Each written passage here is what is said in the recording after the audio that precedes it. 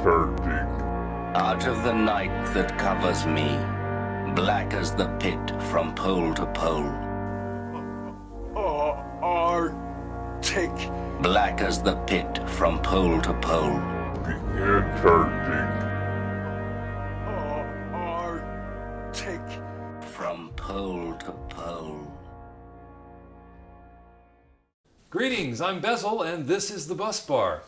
Bipolar is the next stop on our journey of things that rhyme with bus bar. Bipolar disorder, also known as manic depression, is, as the Jimi Hendrix song so aptly puts it,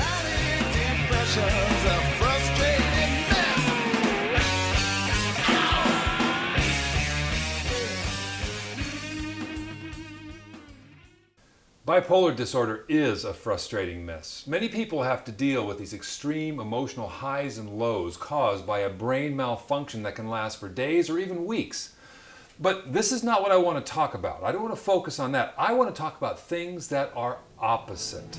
Opposites, they're not the same. They are different. They are opposites. There are all kinds of opposites in this world, like the North Pole and the South Pole. These two places are the most extreme locations on the planet and are opposite not only in location, but in many other ways as well. For instance, the North Pole is really a frozen ocean that melts and freezes, while the South Pole is a continent that is constantly covered with at least a mile-thick sheet of ice. Polar bears should actually be called North Pole bears because they are only found in the North Pole. And penguins are strictly South Pole non-flying birds. The South Pole has no indigenous people, while the North Pole not only has people groups, but large cities as well, such as the Russian city of Murmansk, just within the Arctic Circle. How about the magnetic poles of the Earth? At the center of our planet is a hot liquid ball of iron that is constantly moving, undulating. This thing spins at a different rate than that of the Earth's rotation, causing an electromagnetic field of both negative and positive by a process called the dynamo effect. Now, we deal with opposites every day. Let's see. Hot and cold, wet and dry, light and heavy, rich and poor, day and night. And here's a big one, life and death. These two opposites really trump all the others because with one you can experience opposites, but with the other you can't. I mean, when you're alive you move, and when you're dead you don't. Now, some of you may have caught it in the intro. I used a small portion of a poem by William Ernest Henley entitled Invictus, and the stanza that really gets me is this. It matters not how straight the gate, how charged with punishments the scroll. I am the master of my fate, the captain of my soul. Now I give Willie high marks for acknowledging that there is a non-physical aspect to the human constitution, but that last statement is thick with the hubris of sinful pride. I mean, to think you are in control of what happens to you even after you die? And yet, I have heard a very wealthy man say that this poem is his favorite and the credo of his life. Go figure. Now, this is so interesting because it's the polar opposite of some words that Jesus said to his disciples. Let me read them to you. This again has to do with the soul. He said this, "If anyone wishes to come after me, he must deny himself and take up his cross and follow me. For whoever wishes to save his life will lose it. But whoever loses his life for my sake and the gospel's will save it. For what does it profit a man to gain the whole world and forfeit his soul? For what will a man give in exchange for his soul? Whoever is ashamed of me and my words in this adulterous and sinful generation, the Son of Man will also be ashamed of him when he comes in the glory of his Father with the holy angels." Now, let's try to get a handle on what Jesus is actually saying here. We find these words in Mark chapter 8 and also in Matthew 16, parallel passage. Here's the context. Peter has just identified Jesus as the long-awaited Jewish Messiah, and Jesus calls him blessed for doing so. Jesus then begins to tell the disciples that he must suffer many things and be rejected by the elders and the chief priests and the scribes and be killed, and after 3 days rise again.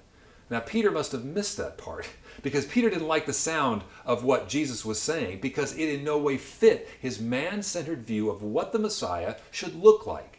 And he tells Jesus he won't stand for a Messiah who gets killed.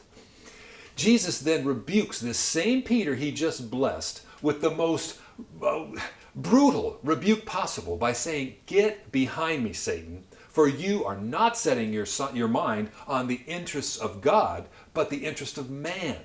And here we have a very great opposite right here. The interests of God versus the interest of man. Jesus is talking about the cost of discipleship here. He says that we must deny ourselves and take up our crosses if we're going to follow him. Now, we live in an age where self-love is celebrated and encouraged, even in the Christian church in some circles. But remember, when Jesus explained the two great commandments of loving God and your neighbor as yourself, he was not encouraging self-love, folks. If anything, he was merely assuming it. There are only two commandments there. That is, love God and your neighbor in the same way that you naturally love yourself. In fact, it's interesting also that self-love is among grievous sins that describe the human condition during these last days. We read in the New Testament, "Realize this, in the last days difficult times will come, for men will be lovers of self, lovers of money, boastful, arrogant, revilers, disobedient to parents, ungrateful, unholy, unloving, irreconcilable, malicious gossips, without self-control," and so on and so on. We see this in Paul's letter to the Ephesians when teaching about the responsibility of the marriage relationship. Listen to this. "So husbands ought to love their own wives as their own body. He who loves his wife loves himself, for no one ever hated his own flesh, but nourishes it and cherishes it, just as Christ also does the church." You see, self-love comes naturally to us, and because we're fallen sinners, it's really all about us. It always curves back into ourselves, what's in our best interest. That's not what it's about, and that has nothing to do with being a disciple of Jesus Christ. So, what is Jesus demanding of those who would follow him? Well, first, it's to recognize that we are not the masters of our fate or the captains of our soul. Quite the opposite. In God, we live and move and have our being.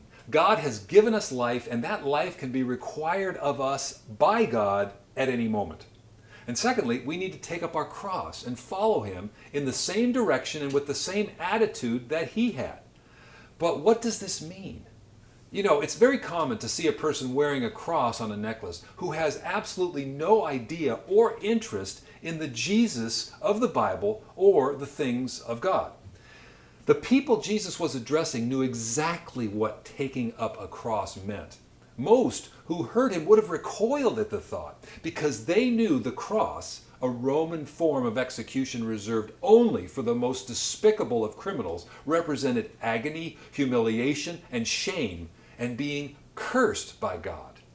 To take your cross and follow Jesus means that you must give up the self-deluded notion that the world is constantly feeding you, that you are the master of your fate. Get rid of that idea. It's not true. Jesus calls men and women to live as though they have died, well, to the world and self. And in dying to those things, we find what it is to really live. Now, remember, Jesus goes on to say that whoever wants to save his life will lose it, but whoever loses his life for the sake of Jesus and his gospel will save it. For what does it profit a man to gain the whole world and forfeit his soul? You see, living to gain the world, you will lose your soul. But if you live to the glory of God and the gospel, you will save it. Now, no one could have dreamed up such a opposite, bipolar from the world, upside down religion. You see, with Jesus, poor is rich, weak is strong, the proud are humbled, and dying is living. The truth is that taking up one's cross today means not being ashamed of trusting in Jesus, and that's going to cost you in many ways that might seem important now, but remember, life is short and it is uncertain. The warning of Jesus at the end of the passage is anything but uncertain. He says, if anybody's ashamed of me and my words, right, in this adulterous and sinful generation, the Son of Man will also be ashamed of him when the Son of Man comes in the glory of his Father with the holy angels at the end of the age. Sin and rebellion that lead to death, and God and the grace and mercy he offers in his Son Jesus Christ are polar opposites. And the question I have for you is, which of these two poles are you hanging on to? They